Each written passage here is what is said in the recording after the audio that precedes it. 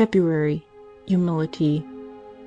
Whoever humbleth himself shall be exalted. Luke 15:11. 1. Humility is the foundation of all the virtues. Therefore, in a soul where it does not exist, there can be no true virtue, but the mere appearance only. In like manner, it is the most proper disposition for all celestial gifts. And finally, it is so necessary to perfection that of all the ways to reach it, the first is humility, the second humility, the third humility. And if the question were repeated 100 times, I should always give the same answer. St. Augustine. St. Vincent de Paul perceived that all his advancement and almost all the graces he had received were due to this virtue, and for this reason he inculcated it so much and so greatly desired to introduce it into his congregation. St. Aloysius Gonzaga, who knew this truth well, took no greater pains in acquiring any other virtue. For this purpose he recited every day a special prayer to the angels, that they would aid him to walk in this royal road, which they themselves had first trodden, that he might finally succeed in gaining the position of one of those stars that fell from heaven through pride. A certain man named Paschasius said that for 20 years he had never asked anything of God except humility, and yet that he had but little of it. However, when no one was able to expel a devil from a possessed person, Paschasius had scarcely entered the church before the devil cried out, "This man I fear," and immediately departed. Fra Maffeo, a companion of St. Francis, once heard, in a conference on humility, that a great servant of God was very remarkable for this virtue, and that on account of it God loaded him with spiritual gifts. He was thus inspired with so great a love for it that he made a vow never to rest until he should perceive that he had acquired it. He remained then shut up in his cell, asking of God true humility, with tears, fasting, mourning, and many prayers. One day he went out in the woods, and while he was sighing and asking this grace from God, with ejaculatory prayers, he heard the Lord saying to him, "Fra Maffeo, what would you give for humility?" He answered, "I would give my eyes." "And I," replied the Lord, "desire that you should have your eyes and the grace you seek." Suddenly there entered his heart a great joy, and at the same time he had the lowest possible opinion of himself, so that he considered himself the least of all men. 2. Humility is the mother of many virtues. From it spring obedience, holy fear, reverence, patience, modesty, mildness, and peace. For whoever is humble easily obeys all, fears to offend any, maintains peace with all, shows himself affable to all, is submissive to all, does not offend or displease any, and does not feel the insult which may be inflicted upon him. He lives happy and contented and in great peace. St. Thomas of Villanova. Here we see the reason why St. Francis, St. Dominic, St. Vincent de Paul, and so many others became remarkable for all the virtues above mentioned. It is because they were remarkable for humility. St. Jane Frances de Chantal had conceived so much affection for this virtue that she watched over herself with the greatest attention, in order that she might not allow even the smallest occasion of practicing it to escape. And she once said to St. Francis de Sales, "My dearest Father, I beg you, for the love of God, help me to humble myself." 3. Whoever is not very humble can never draw profit from contemplation, in which any little atom of insufficient humility, though it may seem nothing, works the greatest harm. St. Teresa. One day the Blessed Virgin prayed her Most Holy Son that he would bestow some spiritual gifts upon St. Bridget, but he gave her this reply: "Whoever seeks lofty things ought first to be exercised in the lowly by the paths of humility." Because the Blessed Clara of Montefiasco experienced a vain pleasure in some things she had done, the Lord withdrew from her for 15 years His lights and celestial consolations, which she could not regain during all that time, though she begged for them earnestly, with tears, prayers, and the use of the discipline. 4. Humility is necessary not only for the acquisition of virtues, but even for salvation. For the gate of heaven, as Christ Himself testifies, is so narrow that it admits only little ones. St. Bernard. The Pharisee was separated by his condition and life from the rest of the people, as this sect formed a kind of religious order, in which they prayed, fasted, and performed many other good works. But he was, notwithstanding, reproved by God. Why, then, was this? For no other reason than that he was wanting in humility, for he felt much satisfaction in his good works, and glorified in them as if they were the result of his own virtue. William, Bishop of Lyons, tells, in his chronicles, of a monk who often violated the prescribed silence, but upon being admonished spiritually by his abbot, he amended and became so recollected and so devout that he was worthy to receive from God many revelations. Now, it happened that the Father Abbot was sent for by a hermit who, having reached the close of a virtuous life, desired to receive from him the last sacraments. The abbot went and took with him the silent monk. On the road, a robber, hearing the little bell, accompanied the Blessed Sacrament as far as the cell of the dying man, but he stopped outside, considering himself unworthy to enter the abode of a saint. After the hermit had confessed and received communion with humility, the robber kept repeating at the door, "Oh, Father, if I were but like you! Oh, how happy should I be!"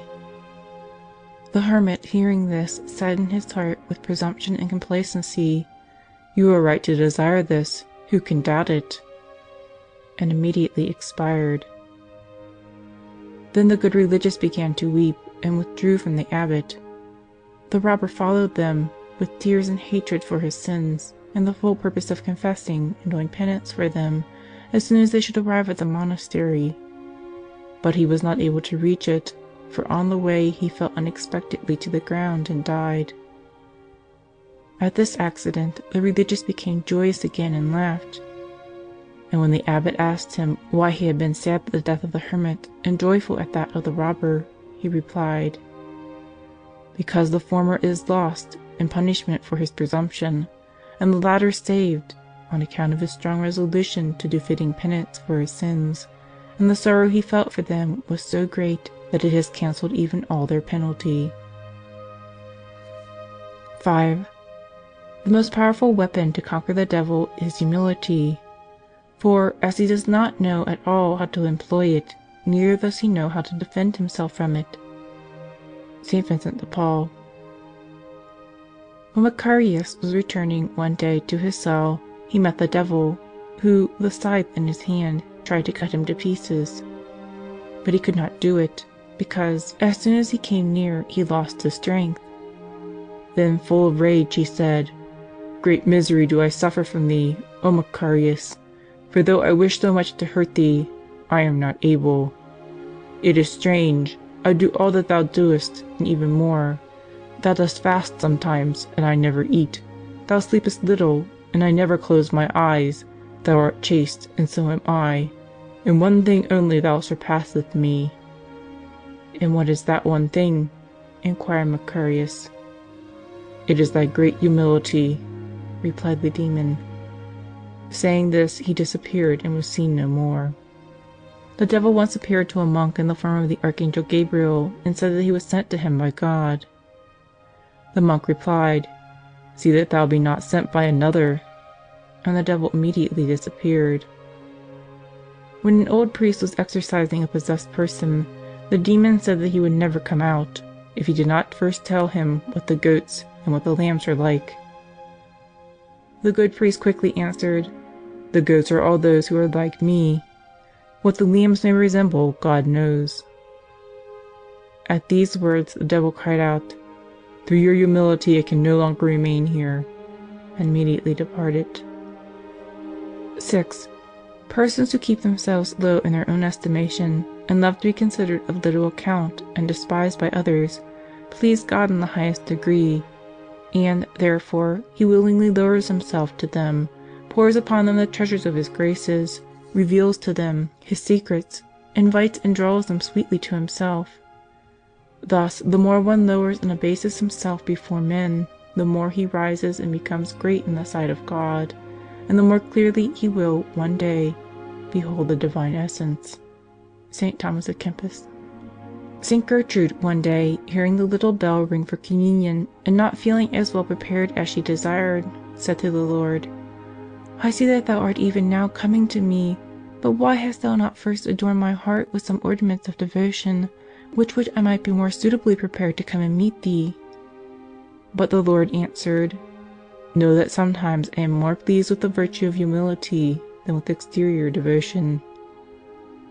A religious, not being able to understand a passage of Holy Scripture, fasted for 7 weeks, and not understanding it then, resolved to go to another monk and inquire about it. But scarcely had he gone out of his cell, when there appeared to him an angel sent expressly from God, who said to him, "Thy fast does not render thee pleasing to God, but rather this humiliation of thine." And then he solved for him the doubt.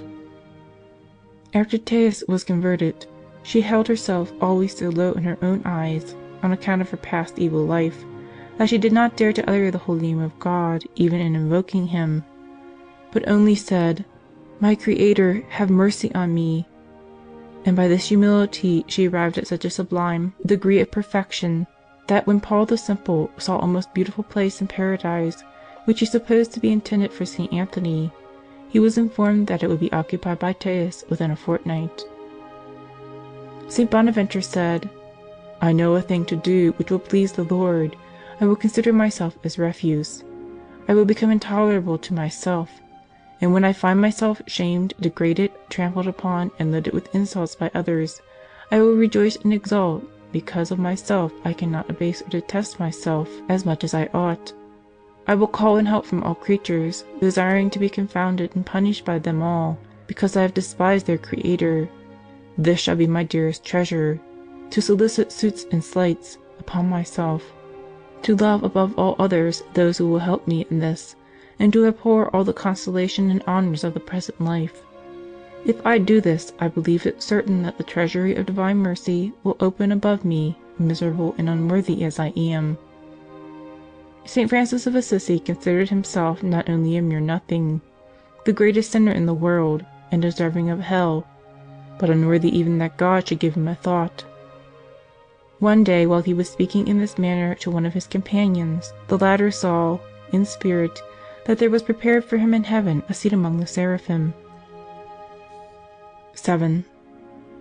One day of humble self-knowledge is a greater grace from the Lord, although it may have cost us many afflictions and trials, than many days of prayer. St. Teresa.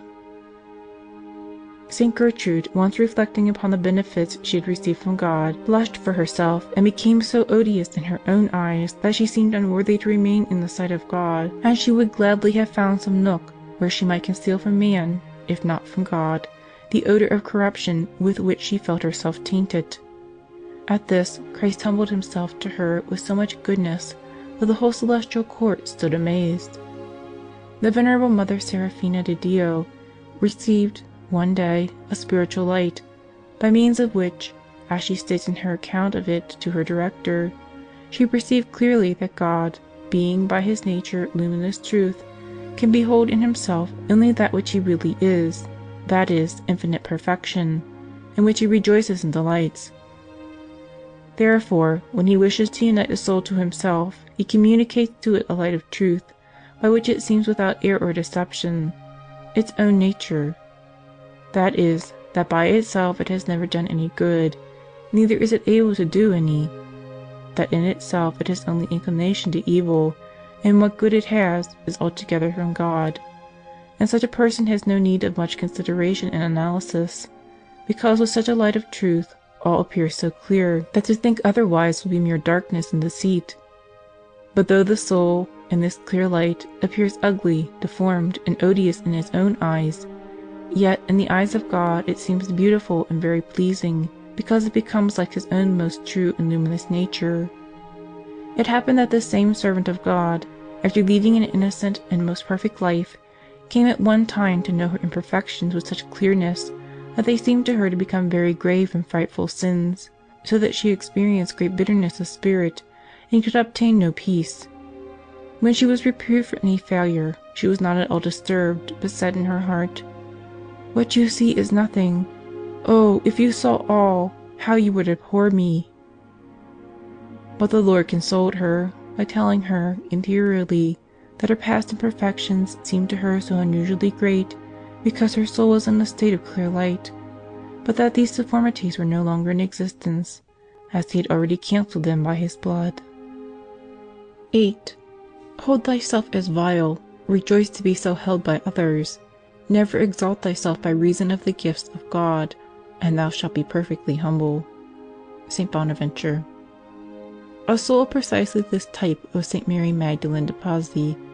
It is recorded of her that she was so vile in her own eyes that she constantly looked upon herself as the lowest of creatures, and the most disgraceful and abominable thing upon earth.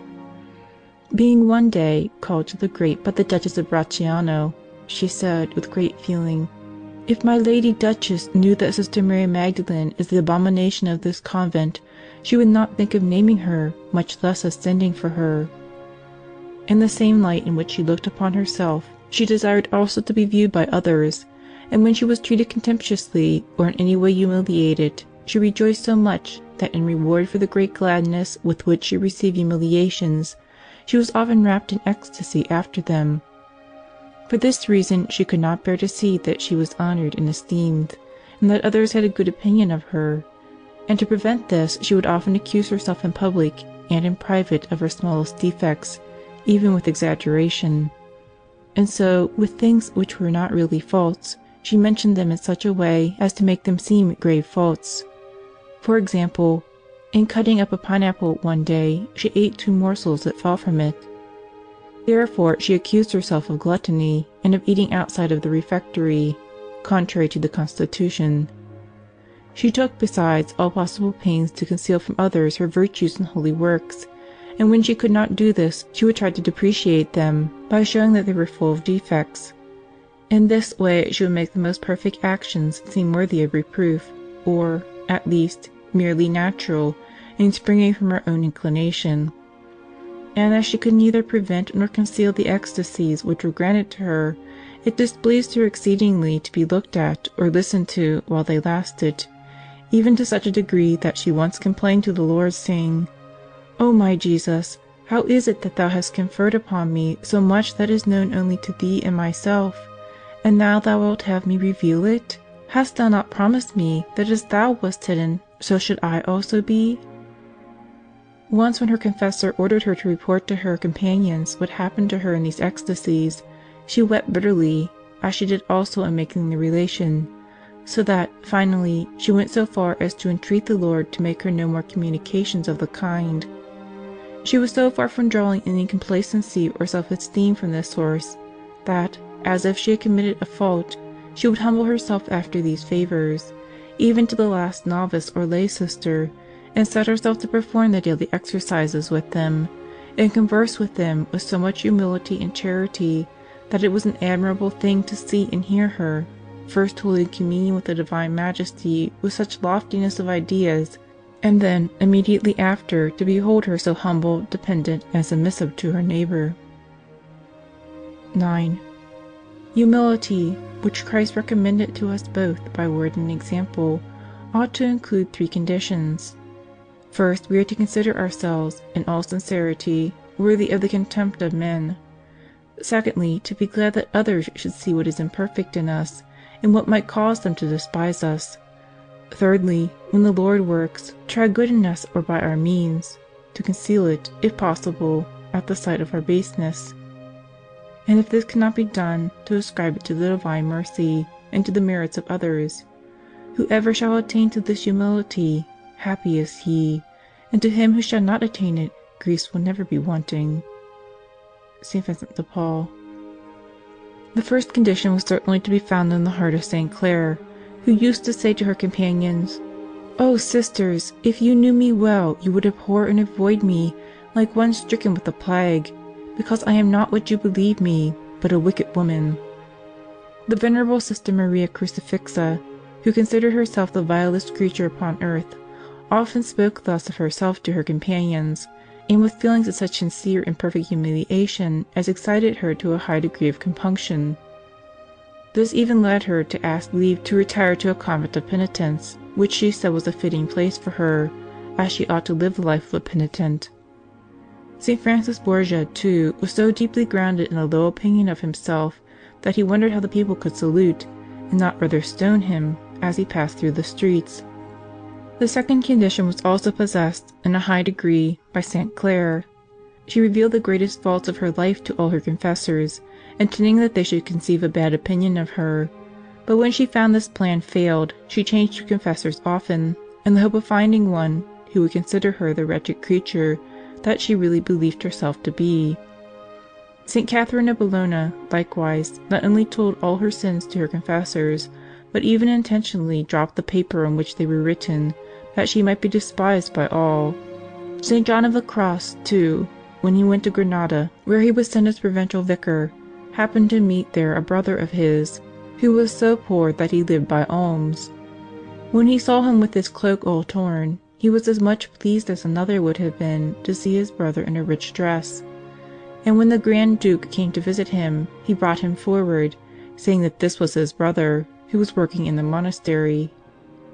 The third condition was possessed, in the highest degree, by St. Mary Magdalene de Pazzi, who, when asked or commanded by her superior to make the sign of the cross over the sick, or to offer a prayer for any one in need, always called another to join her in this action or prayer, so that when the favor came, it might be attributed not to her, but to the virtue of the other, as she always attributed it herself. The same may be said of an abbess named Sarah, of whom it is related in the Lives of the Fathers that she had been assailed by a demon for 13 years, but was finally liberated by her fervent prayers. Then the demon said to her, "Thou hast conquered me, Sarah." But she replied, "It is not I who have conquered thee, but truly it is my Lord Jesus Christ." Monsignor de Palafox showed that he possessed in a singular degree this beautiful quality of attributing to God all the good he did, for he looked upon his good actions not as his own choice, but as pure effects of grace, and so, instead of believing, as people in general do, that he acquired by them merit before God, he believed that his obligations to God were increased by doing them.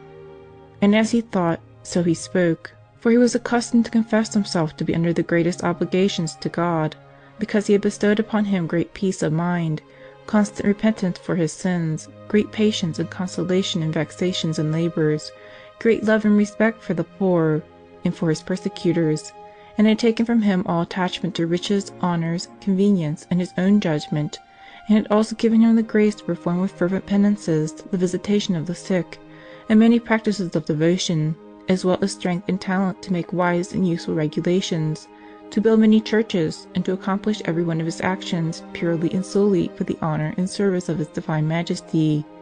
And what is certainly most to be admired is, that he derived only confusion and fear from so many good and holy works, which ordinarily produce, even in excellent persons, a certain good opinion and esteem of themselves, and make them believe themselves deserving of praise from men and reward from God. He looked upon them, on the contrary, as special graces granted to him by the divine goodness, for which he must, one day, give a strict account, and he thought that on the last day, in presence of all the world, there would be so many points of accusation against him, because he had not corresponded to so many divine favors by a better and more perfect life. The humility of St. Vincent de Paul was accompanied by all three of these conditions. He had so low an opinion of himself that he considered himself a great sinner, a cause for scandal, and unworthy to remain even in his own congregation. Wherefore he often spoke of himself as a hardened sinner, an abominable sinner, unworthy to live, and standing in the utmost need of the mercy of God, on account of the abominations of his life. One day, prostrate before his missionaries, he said with great feeling, "If you could see my miseries, you would drive me from the house, to which I am a loss, a burden, and a scandal. I am surely unworthy to remain in the congregation, on account of the scandal that I give." Because he truly felt thus, he desired that others, too, should feel so, and therefore he was pleased to have his imperfections visible to all, and he even manifested them openly on occasion, to the end that he might be despised and lightly regarded by all. For this reason he often said that he was the son of a swineherd, a poor grammar student, and no scholar. For the same cause he acknowledged as his nephew before all in the house, and even before some noble visitors, a poor young man who had come to ask his aid. And as he felt at first some unwillingness to acknowledge him when he heard of his arrival, he often accused himself of this to his companions as a great fault, exaggerating, too, the pride that caused it, He could not bear to hear himself praised, or see himself held in high esteem. And so, when a poor woman told him, in presence of some persons of rank, that she had been a servant of his mother, hoping to induce him to give her alms, the saint, to whom such flattery was unpleasant, answered quickly, "My poor woman, you are mistaken. My mother never kept a servant, but she was a servant herself, and afterwards the wife of a poor peasant." For this cause, too, he was never heard to speak of the excellent works which he had carried on, nor of the wonderful circumstances in which he had been placed. A remarkable proof of this is, that though innumerable occasions offered themselves to speak of his slavery in Tunis, especially in the exhortations which he addressed to his congregation and others, to move them to aid the poor slaves in Barbary, he never let fall a word concerning himself, nor about what he had said or done to convert his master, and escape with him from the hands of the infidels, nor as to anything else that happened to him in that country. This is a rare case, on account of the pleasure which everyone naturally feels in narrating the perils, the dangers and difficulties from which he has happily escaped, especially when his success reveals some virtue and gives occasion for praise. But when necessity or the good of others sometimes constrained him to tell something which he had done for the glory of God, if anything had gone ill, he attributed to himself whatever might cause humiliation, though he had given no occasion for it. But, if all went well, he told of it in very humble terms, setting all to the account of the zeal and labor of others, and suppressing, so far as he could, those circumstances which would bring praise to himself. And he always ascribed even the slightest good that he did to God, as its primary and only cause. For example, he never said, "I did this, I said this, I thought this," but rather, "God inspired me with this thought, put into my mouth these words, gave me strength to do this," and so on. The humility of St. Francis de Sales was, says St. Jane Frances de Chantal, humility of heart, for it was his maxim that the love of our objection ought to be with us at every step, and, therefore, he strove to conceal the gifts of grace as much as he could, and endeavored to appear of less account than he really was, so that he was often slow and late in giving his opinion upon subjects with which he was well acquainted. 10. We ought always to consider others as our superiors, and to yield to them, even though they be our inferiors, by offering them every kind of respect and service. Oh, what a beautiful thing it would be, if it should please God to confirm us well in such a practice. St. Vincent de Paul. This was precisely the practice of this saint. He made great account of all, and considered all better than himself, more prudent, more perfect, more capable, and more fit for any employment, and therefore he felt no difficulty in yielding his own opinion to any one. We read of a good nun, named Sister Rachel Pastore, who had formed such a humble opinion of herself that she regarded all persons, without exception, as her superiors, and with this sentiment deeply fixed in her heart, she abased and humbled herself in the presence of all. 11. Our Lord says that whoever wishes to become greatest of all must make himself least of all. This is a truth that all Christians believe. How happens it, then, that so few practice it? St. Vincent de Paul. The same saint was one of these few. As he had always but a low opinion of himself, and had taken so much pains to lower himself beneath all, God continually exalted him by the many great works which he entrusted to him, by the high regard in which he was generally held, and by the abundant benedictions which God bestowed on all his actions. St. Paula, by the testimony of St. Jerome, excelled so much in self-abasement, that if a stranger attracted by her fame had come to visit her, he would never have recognized her, but would rather have supposed her to be one of the least of her own servants. And when she was surrounded by bunches of young maidens, in dress, speech, and manner, she always seemed the humblest of them all. 12. Do not believe that thou hast made any advance in perfection, unless thou considerest thyself the worst of all, and desirest that all should be preferred to thee. For it is the mark of those who are great in the eyes of God, to be small in their own eyes, and the more glorious they are in the sight of God, the more vile they appear in their own sight. Saint Teresa. One day, when St. Anthony was praying, he heard a voice saying, "Anthony, thou hast not reached the perfection of a man named Coriarius, who lives in Alexandria." The saint went immediately to find him, and inquired about his life. Coriarius answered, "I do not know that I have ever done anything good, and so, when I rise in the morning, I say in my heart that all the people in this city will be saved by their good works, and I alone shall be lost for my sins. And I say the same thing in the evening, in all sincerity, before going to rest." "No, no, no," replied St. Anthony, "thou hast secured heaven for thyself by thy wise practice, but I have unwisely failed to attain this excellence of thine." In the Lives of the Fathers a certain monk is mentioned who, in giving an account of his interior to the abbot Caecilius, said that he kept continually before his mind the thought of God. The abbot answered, "That is nothing great. The great thing would be that you should see yourself below every creature." One of the chief men of Alexandria having been received into a monastery, the abbot judged, from his appearance and other signs, that he was a hard man, haughty and inflated with worldly pride. Wishing to lead him by the safe road of humility, he placed him in the porter's lodge, with instructions to throw himself at the feet of all who passed in or out, and to beg them to pray to God for him, because he was a great sinner. He obeyed with exactness, and persevered in this exercise for 7 years, acquiring thereby great humility. The abbot then thought it time to give him the habit, and admit him to the society of the other members of the order.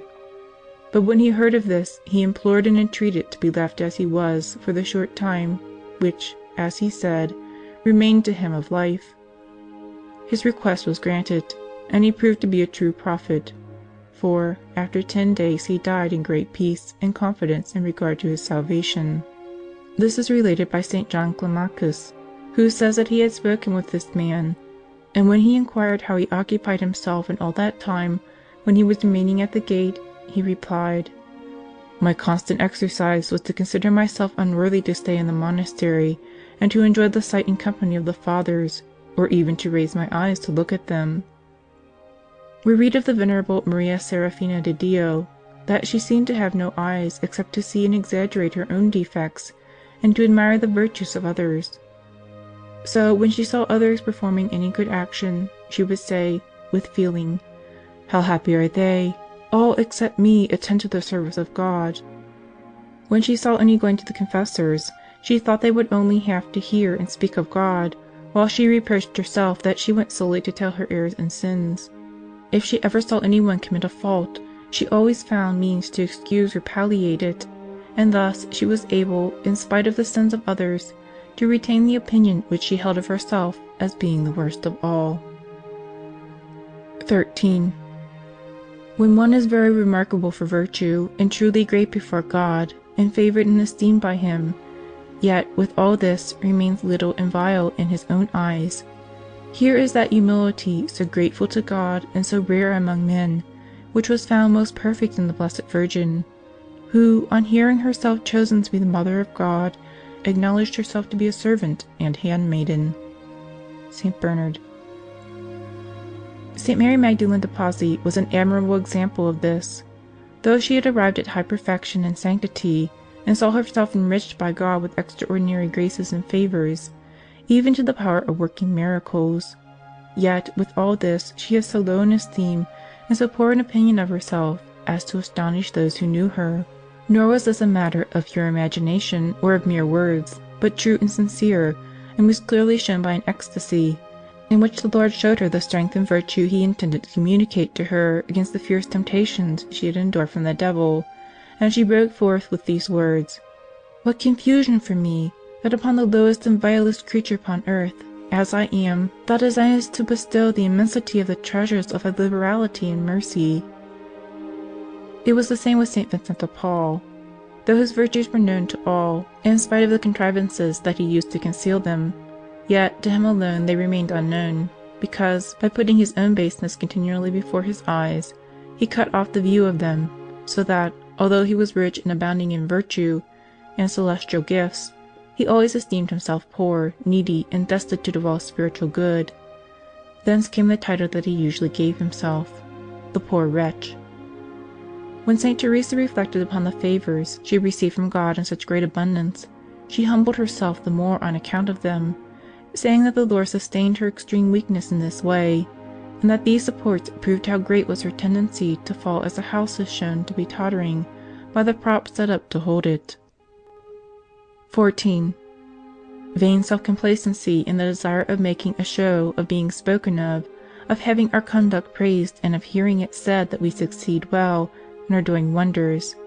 This is an evil which makes us forget God, which infects our holiest actions, and is, of all vices, the most injurious to progress in the spiritual life. I do not understand how anyone can believe and hold it as a truth of faith that he who exalts himself shall be abased, if he desires to pass for a man of worth, a person of prudence, foresight, and ability. St. Vincent de Paul.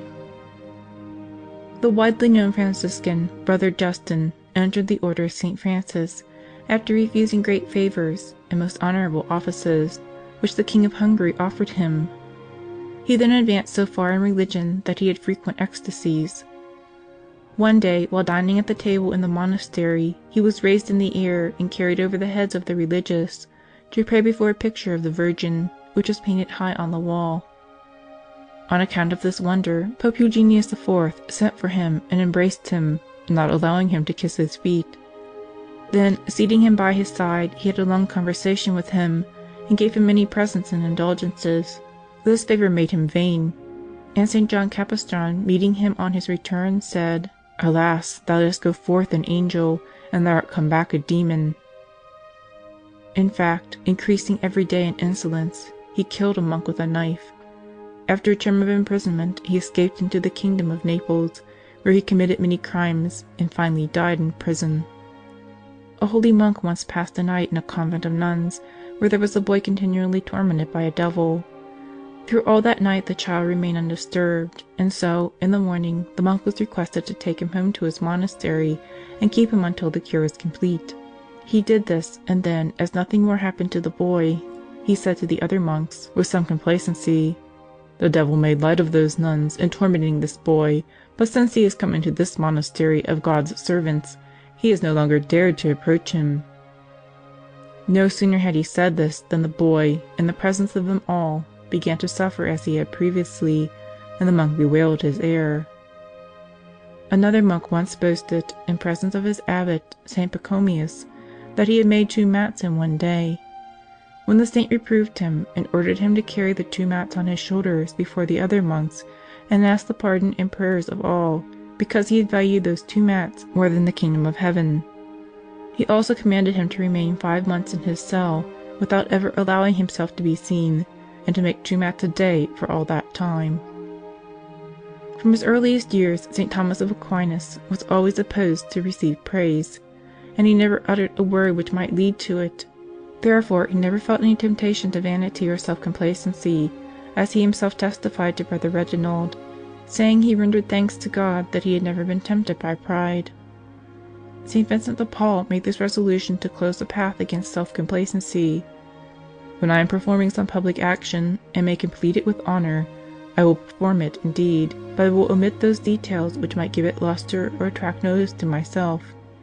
Of 2 thoughts which come into my mind, I will manifest the lower, to humble myself, and I will keep back the higher, to make in my heart a sacrifice of it to God.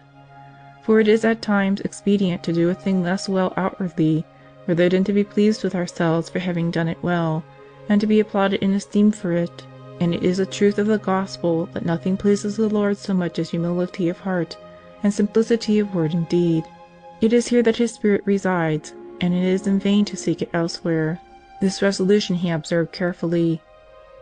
One day, when traveling with 3 of his priests, he told them, by way of diversion, an adventure which had once happened to him.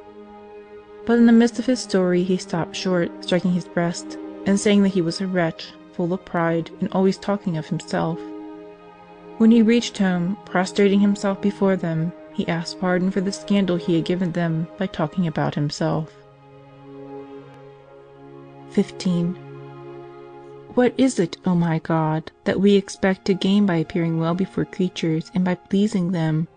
What does it matter to us if we are blamed by them and considered worthless, provided we are great and faultless before Thee?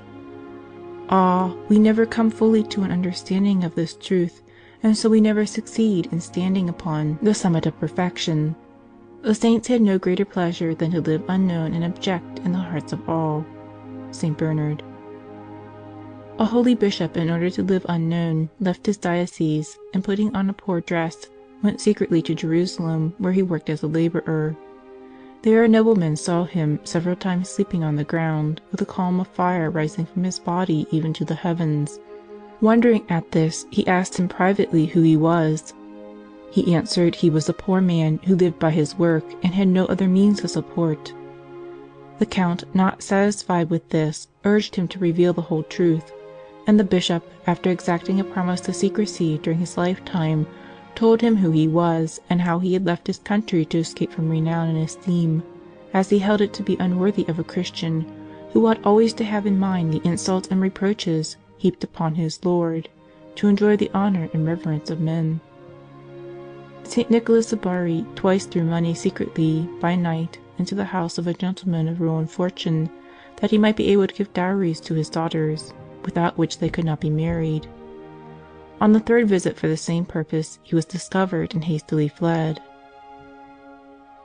The abbot Petyrus, a man celebrated for sanctity, desired to know whether there was in the world any soul more perfect than his own, that he might be able to learn from such a one how to serve God better.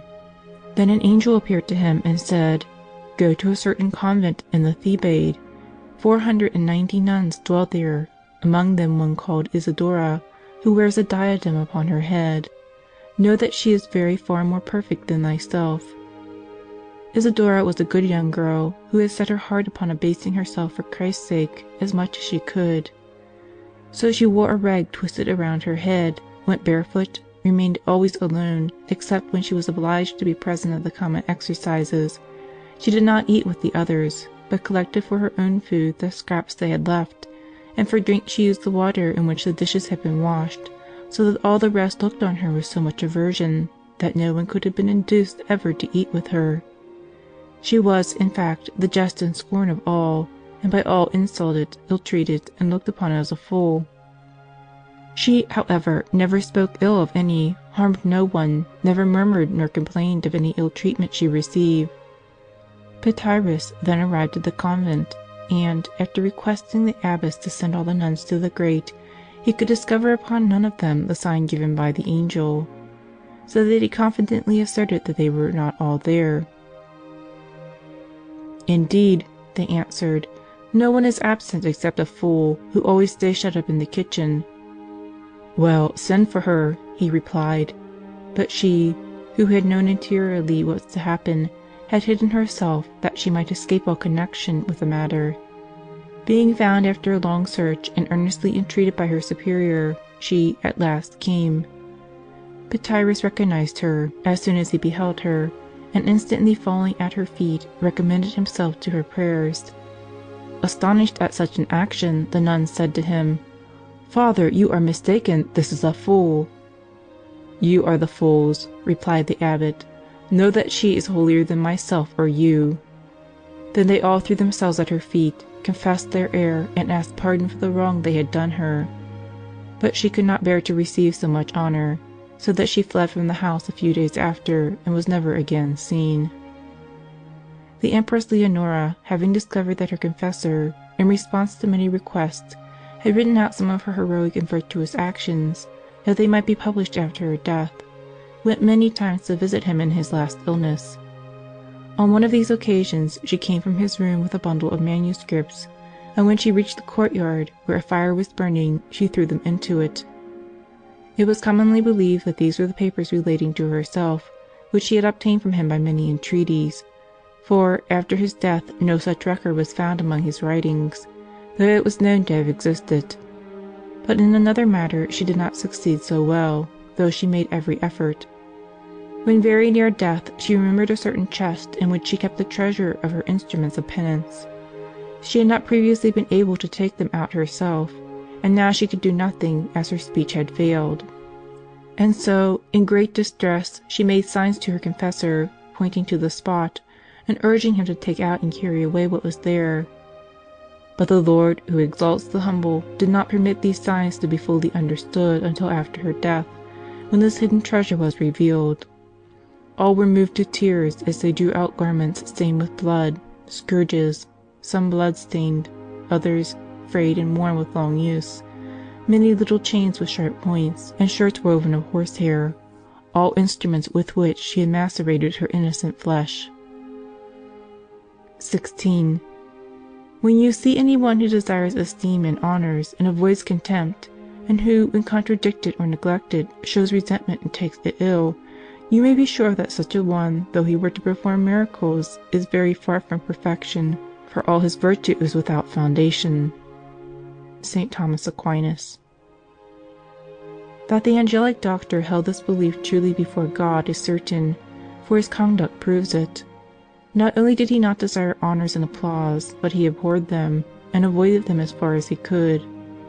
He was offered the archbishopric of Naples by Clement IV, at a time when his family, being out of favor with the emperor, had fallen into great poverty.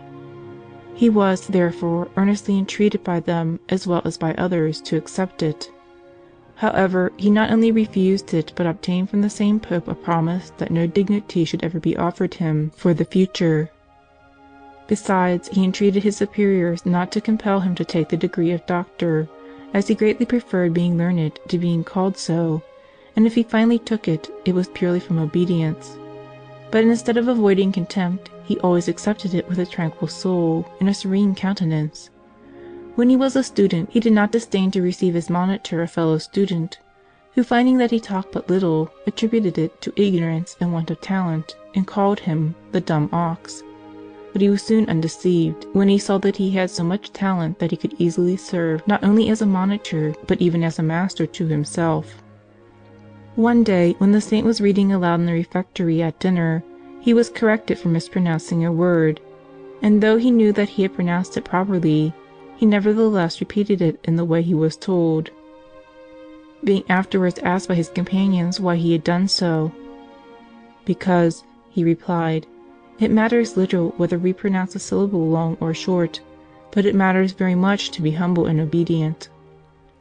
St. Clare once said, "If I should see myself honored by all the world, it would not arouse in me the slightest vanity, and if I should see myself contemned and despised by all the world, I should not feel the least perturbation." St. Philip Neri never seemed grieved or displeased at any insult or contempt he might receive. This was a trait so visible and so well known among his associates that they used to say, "Anything can be said to Father Philip, for nothing ever troubles him." When it was, one day, reported to him that some people had called him an old simpleton, he laughed and was much pleased at it. St. Anthony, hearing a monk very much praised, treated him contemptuously, and when he saw that he took this ill, he said, "This man is like a palace, rich and elegant without, but within plundered by robbers."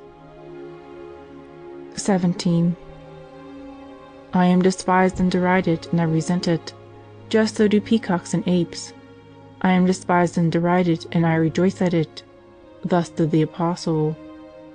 This is the deepest grade of humility, to be pleased with humiliation and abjection, as vain minds are pleased with great honors, and to find pain in marks of honor and esteem, as they find it in contempt and affronts. St. Francis de Sales. St. Dominic remained more willingly in the diocese of Carcassonne than in that of Toulouse, where he converted so many heretics. On being asked his reason, he replied that in the latter he received many honors, but in the former only injuries and insults.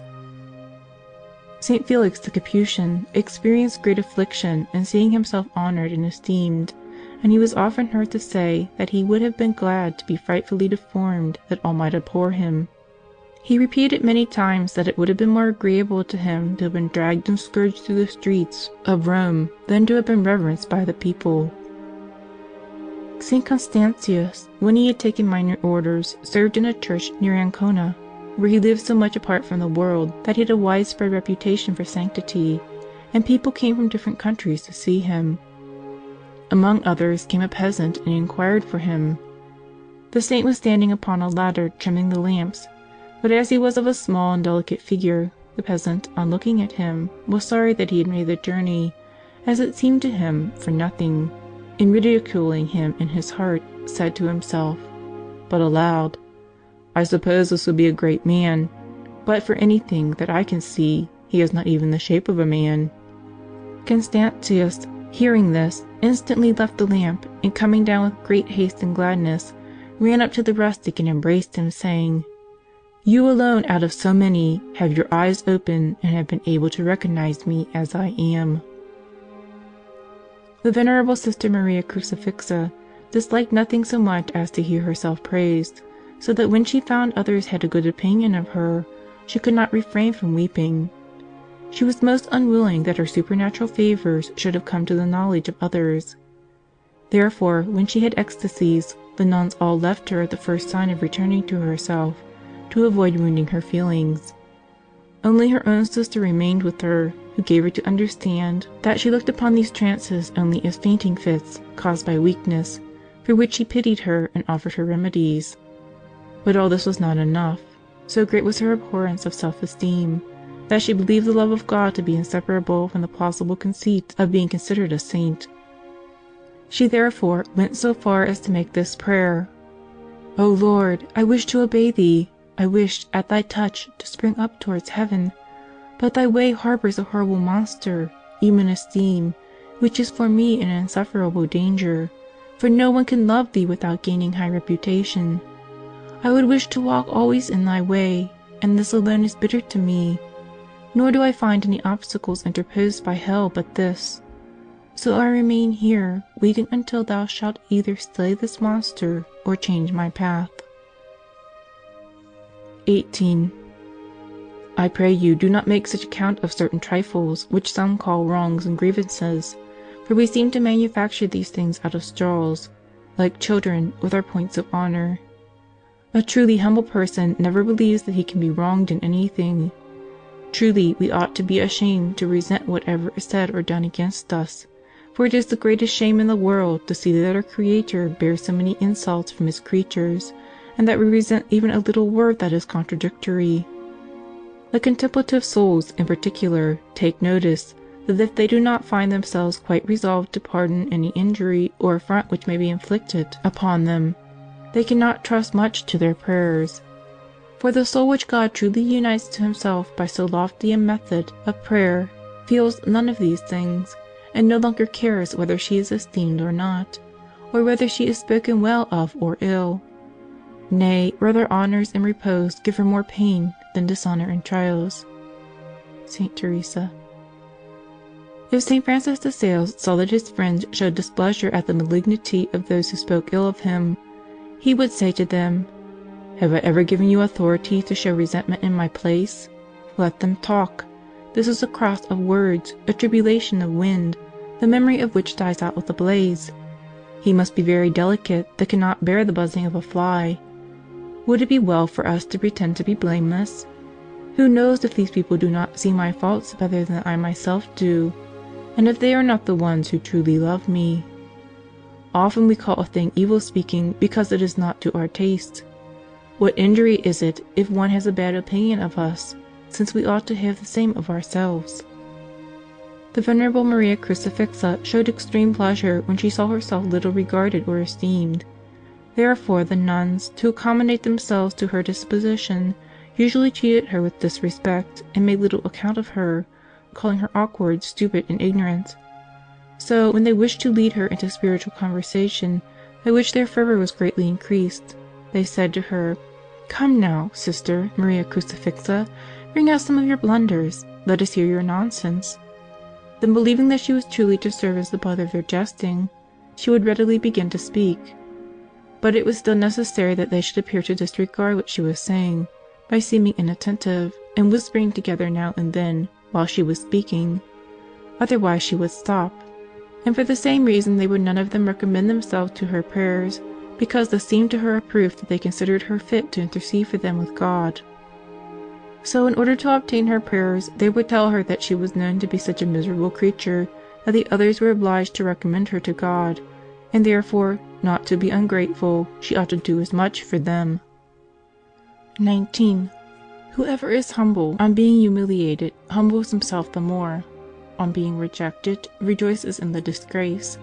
On being placed in low and mean occupations, acknowledges himself to be more honored than he deserved, and performs them willingly, and only abhors and avoids exalted and honorable offices. St. Jane Frances de Chantal. A young knight in a transport of boyish rage once told St. Vincent de Paul that he was an old fool. Thereupon the saint instantly threw himself at his feet and asked pardon for the occasion he had perhaps given him to use such words. A Jansenist, who had tried to instill his false doctrines into the same saint, at last grew angry at his failure, and loaded him with abuse, saying, among other things, that he was an ignorant fellow, and he was astonished that his congregation could endure him as superior general. To which he replied, "I am still more astonished at it myself, for I am more ignorant than you can possibly imagine." Some monks who had heard of the great fame of the abbot of Gatho resolved to test his virtue. Accordingly, they went to him and said that many were dissatisfied by him, because he was proud, sensual, given to complaint, and moreover covered his own defects by laying them to others. He replied that he, indeed, had all these vices, and, prostrate at their feet, he entreated them to recommend him to God, and obtain for him the pardon of so many sins. They departed with great astonishment and edification. When the abbot Moses was ordained priest, his bishop ordered the clergy to drive him contemptuously away when he should approach the altar, and to listen to what he would say. They did so, saying to him, "Go away, wicked heathen." But he humbly withdrew, saying to himself, "This is suitable for thee, wicked wretch, who, though only unworthy to be called a man, hast presumed to dwell among men." On account of the singularity of her life, St. Rose of Lima was often reproached and abused by her mother and brothers, but so great was her humility that she always thought she deserved worse treatment, and therefore never even excused herself, but rather amplified and added to what she had done, that they might not seem to be wrong in punishing her, for all this afforded her the greatest happiness. St. Mary Magdalene de Pazzi willingly occupied herself in laborious tasks, and the lower and meaner they were, with the more pleasure and readiness did she accomplish them. The same thing was done by St. Aloysius Gonzaga. What efforts were made by many great men, especially in the ecclesiastical state, to avoid being raised to lofty positions. St. Philip Benizi, hearing that the cardinals, immediately after the death of the Pope, wished to elect him as his successor, concealed himself on a mountain until the election of another had taken place. St. Gregory the Great, after being elected supreme pontiff, escaped by stealth, and hid himself in a grotto. After being discovered there by means of a column of fire which appeared above the cave, he was forced to accept the dignity. But he still entreated the Emperor Maurice, though without success, not to confirm his election.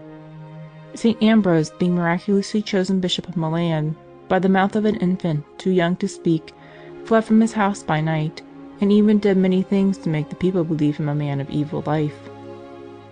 St. John Chrysostom, to avoid being made a bishop, fled into the solitude of the deserts, and St. Ammonius, the hermit, to escape being made a priest, went so far as to cut off one of his ears. 20. Missionaries should rejoice to be considered poor in talent, birth, and virtue, the dregs and offscouring of the world. They should be glad whenever there arises any opportunity for objection and contempt, even though it be not for themselves alone, but also extending to the congregation. And by this test they will be able to know what progress they are making in humility. St. Vincent de Paul. This saint, who knew well the great value of humiliations, was so fond of them that the worthy ecclesiastic, who knew him thoroughly, said that he had never been acquainted with any man in the world who was so ambitious to rise and to be esteemed and honored as this humble servant of God was desirous to lower and abase himself, and to receive humiliation, confusion, and contempt, so that he seemed to have chosen them as his treasure even in this life.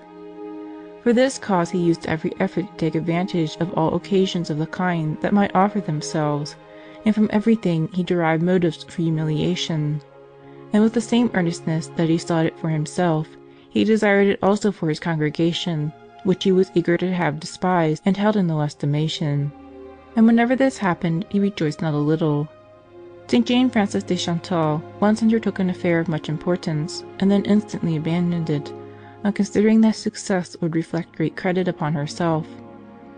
To those who wondered how she had been able to wind up and dispose of so important a matter so readily, she answered: "As soon as the splendor of the Sovereign's majesty revealed itself to my eyes, I was so dazzled and blinded that I could no longer see anything. Ah!"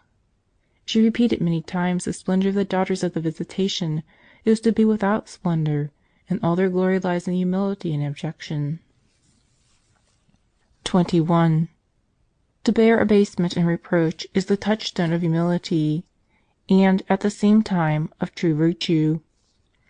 For in this one becomes conformed to Jesus Christ, who is the true model of all solid virtues. St. Francis de Sales.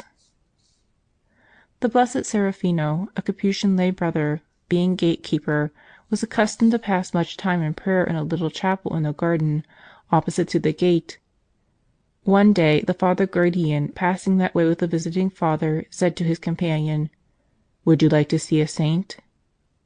Then, approaching the chapel, he reproved Serafino severely, saying, "What are you doing here, hypocrite? The Lord teaches us to pray in a room with closed doors, and do you pray in public to be seen? Get up, rascal, and be ashamed of deceiving poor strangers in such a way." Delighted with these reproofs, Brother Serafino kissed the ground, and then went away with a countenance as full of satisfaction as if he had just heard some news which was much to his pleasure or advantage.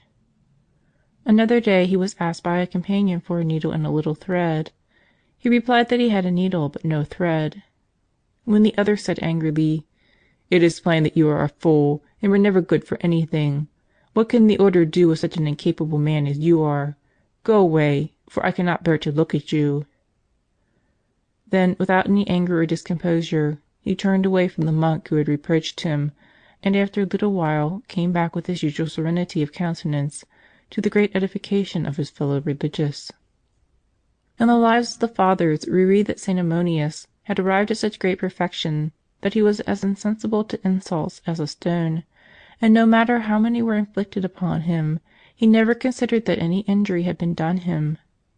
In the same Lives it is related that the Abbot John, one day, told his disciples the story of a youth, who, for having grievously insulted his master, was condemned to remain for 3 years in menial employment, and to receive all the insults that might be inflicted upon him, without ever avenging himself at all. Returning to his master after this time had expired, he was told that for the next 3 years he must reward whoever did him an injury. Having faithfully done this, he was sent to Athens to study philosophy. He entered the school of an old master who was accustomed to ill-treat all his scholars at their entrance.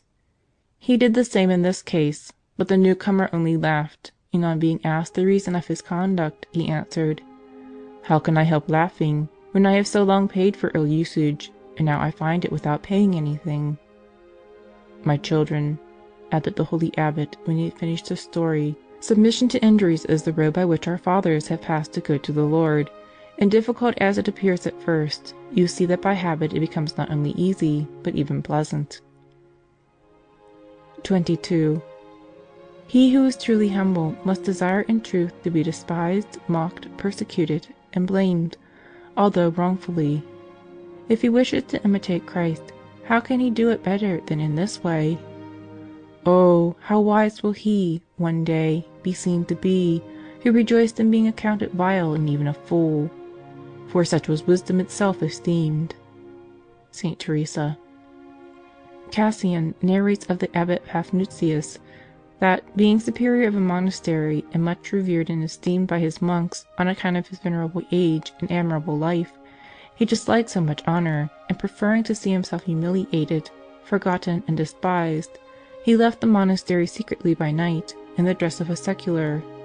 He then went to the monastery of St. Pachomius, which was at a great distance from his own, and remained many days at the gate, humbly asking for the habit. He prostrated himself before the monks, who scornfully reproached him with having spent his life in the enjoyment of the world, and then coming at last to serve God, urged by necessity because he had no means of living. Finally, moved by his urgent entreaties, they gave him the habit, with the charge of the garden, assigning to him another monk as his superior, to whom he was to look for everything. Now, not content with performing his duties with great exactness and humility, he, consequently, took pains to do all that the rest avoided, all the lowest and most disagreeable tasks in the house, and would often rise secretly in the night and do many things that the others were to perform, so that, in the morning, they would wonder, not knowing how their work came to be done. He continued to live in this manner for 3 years, much pleased with the good opportunity he had to labor and be despised, which was the thing he had so greatly desired. Meanwhile, his monks, feeling grievously the loss of such a father, had gone out in different bands to seek him. They finally found him as he was manuring the ground, and threw themselves at his feet. The bystanders were amazed, but still more so when they heard that this was Paphnutius, whose name was so celebrated among them, and they immediately asked his pardon. The holy old man wept at his misfortune in having been discovered through the envy of the demon, and at having lost a treasure which he had seemed to find. Even by force he was carried back to his monastery, where he was received with indescribable gladness, and watched and guarded with the utmost diligence, that he might not again escape. 23. If we should well consider all that is human and imperfect in us, we should find but too much cause to humiliate ourselves before God and men, even before our inferiors. St. Vincent de Paul. A holy woman, once having asked light of the Lord that she might know herself well, saw so much ugliness and so many miseries in her own heart, that, not being able to bear the sight, she prayed to God to relieve her from such distress, for she said if it had lasted longer she would have sunk under it. The Venerable Mother Seraphina de Dio once had a very clear supernatural illumination, which made her see her soul full of so many and such abominable faults, that it seemed like a receptacle of all that was foul, and she judged it might be even worse in reality, for she said, "If I had more light I should see more.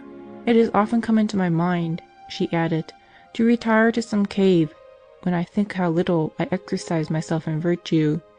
As to humility, in particular, I seem to myself a Lucifer. Religion is beautiful for those who practice virtue, but not for me, who cultivate only vices." Therefore, when she received insults and contempt, she was never disturbed, nor complained, but said, "They speak well, they do well, that suits me well." Nor was any adversity or trial in her whole life ever sufficient to make her change her sentiments. 24. In my opinion, we shall never acquire true humility unless we raise our eyes to behold God. Looking upon His greatness, the soul sees better his own littleness. Beholding His purity, she is the more aware of her own uncleanness. Considering His patience, she feels how far she is from being patient. In fine, turning her glance upon the divine perfections, she discovers in herself so many imperfections that she would gladly close her eyes to them. St. Teresa. This was, in truth, one of the principal fountains from which St. Vincent de Paul drew that humble opinion which he had of himself, as well as his great desire for humiliations. That is to say, he derived them from the profound knowledge which he had of the infinite perfections of God, and of the extreme weakness and misery of creatures. So he thought it a manifest injustice not to humiliate himself always and in all things. In a conference one day with his priests, he spoke thus: "In truth, if each of us will give his attention to knowing himself well before God, he will find it to be the most just and reasonable thing to despise and humble himself. For if we seriously consider the nature and continual inclination we have to evil, our natural incapacity for good, and the experience we all have had that even when we think we have succeeded well in something, and that our plans are wise, the matter often turns out quite different from our anticipations, and God permits us to be considered wanting in judgment, and that, finally, in all we think, say, or do, both in substance and circumstances, we are always filled and encompassed with motives for humiliation and confusion. How shall we not consider ourselves worthy to be repulsed and despised in reflecting upon such things, and in seeing ourselves so far from the holiness and sublime perfections of God, and from the marvelous operations of His grace, and from the life of Christ our Lord? 26. One who wishes to become truly holy ought not, except in a few unusual cases, to excuse himself, although that for which he is blamed be not true. Jesus Christ acted thus. He heard himself charged with evil which he had not done, but said not a word to free himself from the disgrace. St. Philip Neri. The Empress Leonora was treated by her mother always with harshness and without any appearance of affection.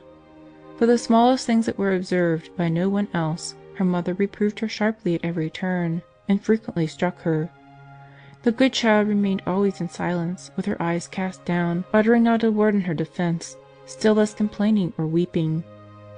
Often when the tempest had passed, she would kneel and kiss her mother's feet, asking her pardon and promising amendment.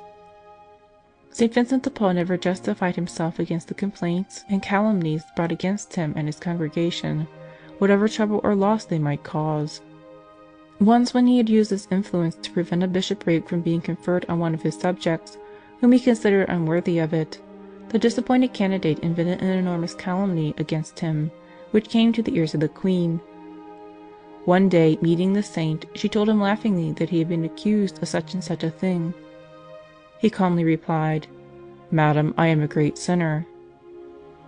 When Her Majesty said that he ought to assert his innocence, he answered, "Quite as much was said against Christ our Lord, and he never justified himself."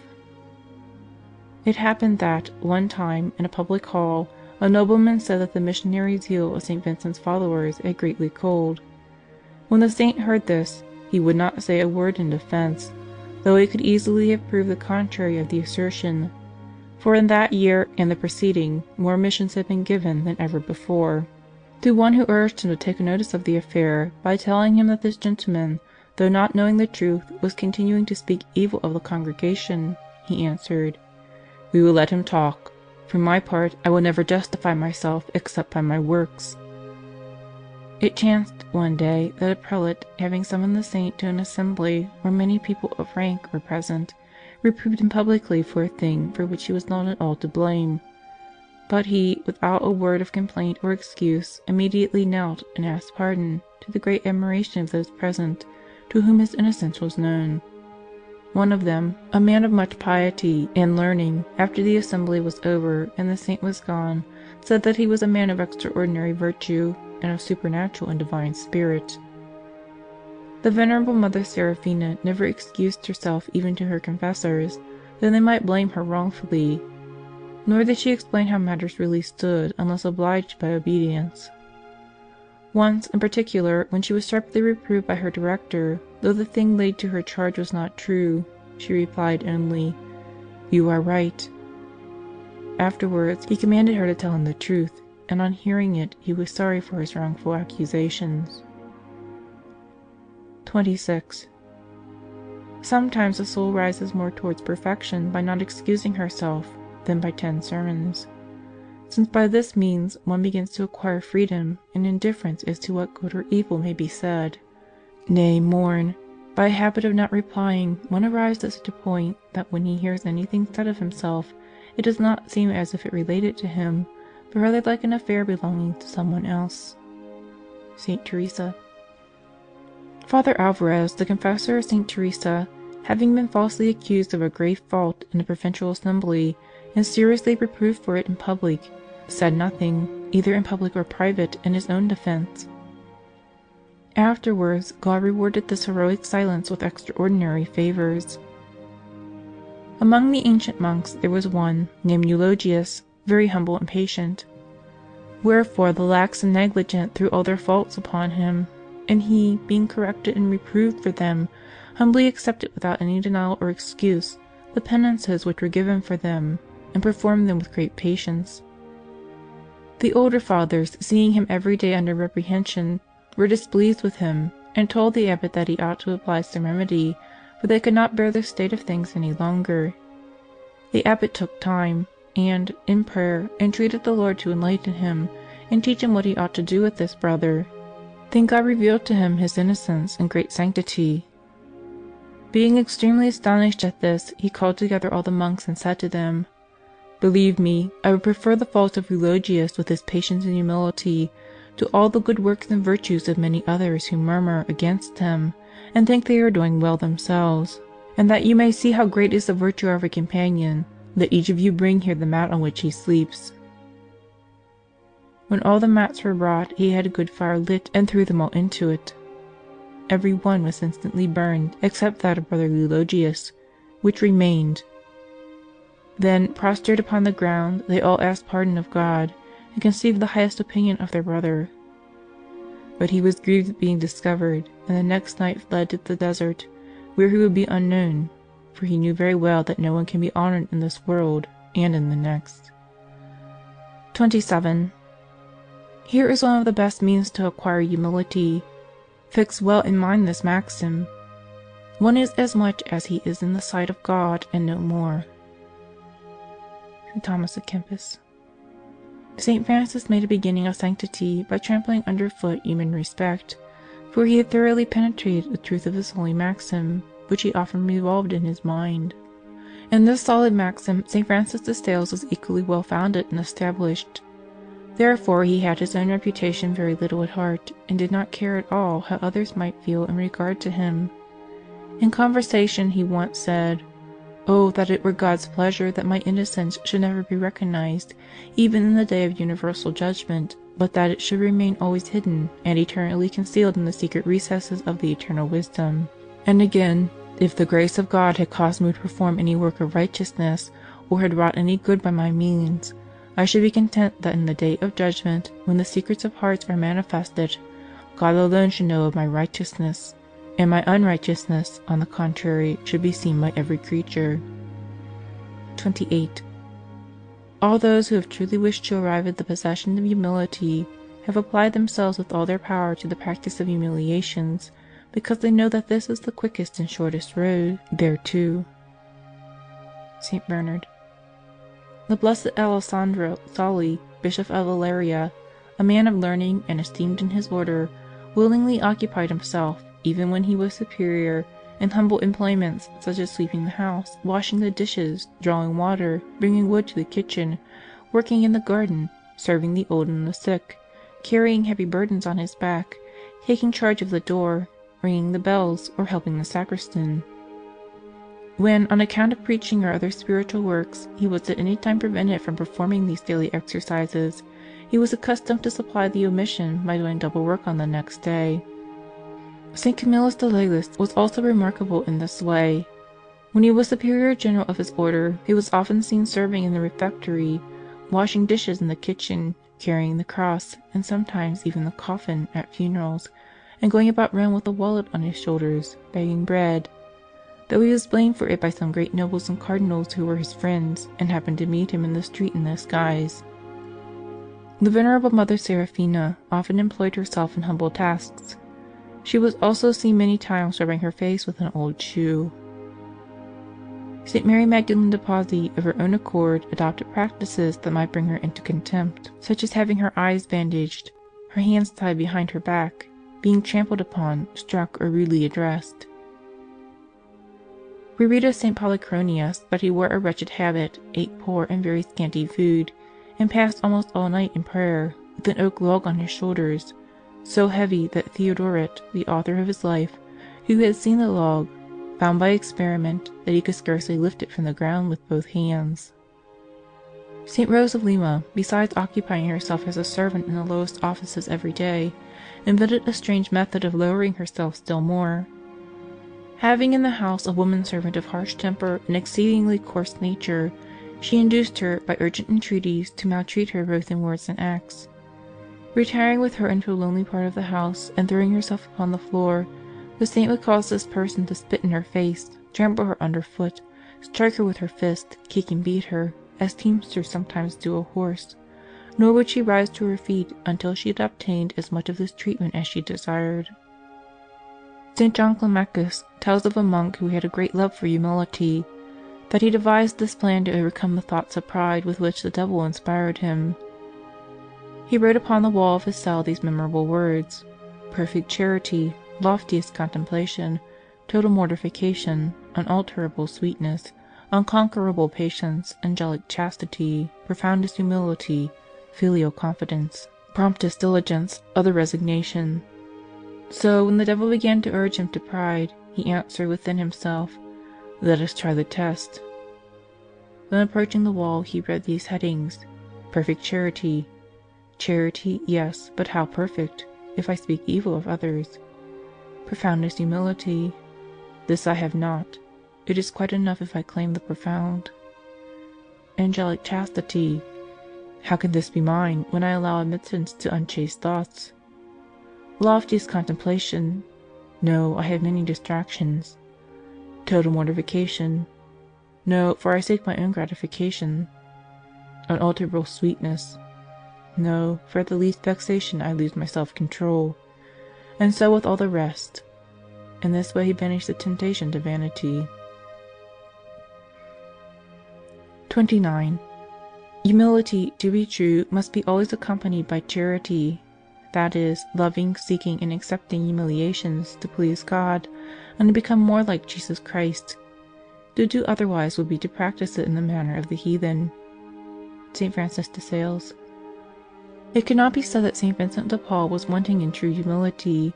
However much he did to conceal, abase, humiliate, and render himself despicable in the eyes of the world, allowing no opportunity for humbling himself to pass without accepting it with all willingness and joy, he yet did it all because it expressed the sentiments of his own heart in regard to himself and his nothingness, as well as to act out and imitate the humiliations of the Son of God, who, as he said one day in a conference, being the brightness of his Father's glory and the image of his substance, not content with having led a life which might be called a continual humiliation, willed even after his death to remain before our eyes in a state of extreme ignominy, when he hung upon the cross. Thus the humility of this servant of God was from his heart, and so sincere that it could be read on his brow, in his eyes, and in his whole exterior. St. Jerome relates of St. Paula, that when she heard it said that she had become a fool through too much spiritual fervor, and that it would be well if a hole were made in her head to give air to her brain, she answered modestly, in the words of the Apostle, Nos stulti propter Christum, we are fools for Christ's sake.